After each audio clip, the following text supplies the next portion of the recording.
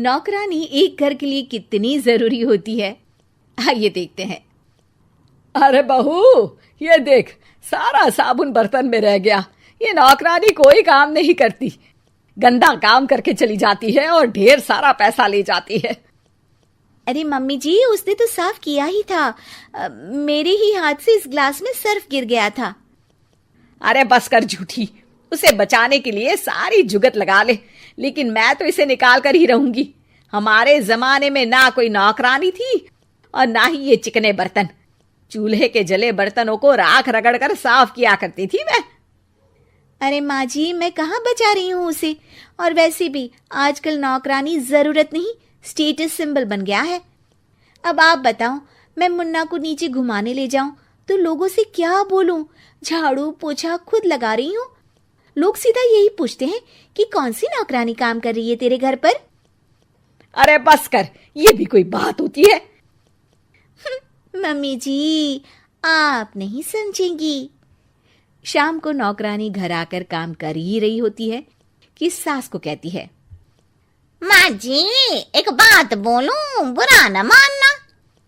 अरे वैसे तो मुझे तेरी शक्ल ही पसंद नहीं है, बात क्या खाक पसंद आएगी। अरे माँ जी, सुन तो लीजिए क्या कह रही है।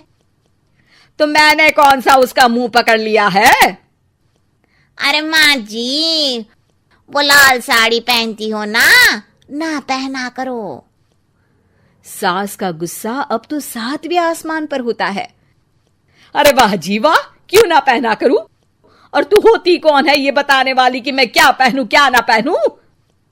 अरे माँ जी, पूरी बात तो सुन लो, वो बोलना क्या चाह रही है। अरे बुरा न मानो आंटी जी। अरे कौन है आंटी? अपनी उम्र देखी है तूने? 2-4 साल ही छोटी होगी मुझसे और मुझे आंटी बोल रही है। बहू सर पर हाथ रख लेती है। अरे अच्छी खासी उम्र दराज हो और आंटी ना बोलूं? मैं तुम्हारी बहू से भी 4 साल छोटी हूं। क्यों दीदी? बोलती भी क्या, एक तरफ सास यानी पति की माँ, तो दूसरी तरफ नौकरानी जिसके बिना घर का काम नहीं चल सकता। वो दरअसल माँ जी की शादी भी बहुत जल्दी हो गई थी ना। अच्छा ये झगड़ा छोड़ो, ये बताओ तुम माँ जी को लाल साड़ी पहनने से क्यों मना कर रही हो? वो ना, इनकी उम्र की सारी औरतें सोसाइटी में इनके लिए बात करती हैं कि तुम्हारी सास बुढ़ी घोड़ी लाल लगाम है। बहू को ये सुनकर गुस्सा आ जाता है। अरे वाह वाह, कौन बोलता है जी? खुद क्या है यहाँ की औरतें, बाल सफेद लेकिन टाइट जींस और कोई कुछ भी पहने। अरे पहनना हमारा निजी हक है, किसी को कुछ हक नहीं बनता कि वो मेरी सास के लिए कुछ बोले। मैं आज ही जाकर माँ जी के लिए लाल जींस लेकर आऊंगी, फिर देखो कोई क्या बोलता है। अरे चुप लाल जींस। अरे सुन नौकरानी की बच्ची, जाकर बोल दे उन लोगों से कि उन लोगों की तरह मैं उड़ती नहीं फिरती हूं घर बार छोड़कर। अपने बच्चों और नाती पोतों में मन लगाती हूं, ना कि सारा दिन ताश के पत्तों में आंख गड़ाकर 3 पत्ती खेलूं। नौकरानी वहां से चली जाती है।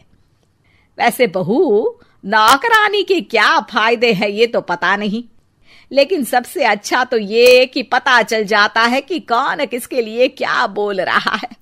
सोसाइटी में तेरा नौकरानी रखने का इरादा बिल्कुल ठीक था। अगले दिन उन लोगों के घर की बेल बजती है। बहू दरवाजा खोलती है कि सामने कुछ औरतें खड़ी होती हैं। अरे बहू, कहाँ है तेरी सास? बुला जरा।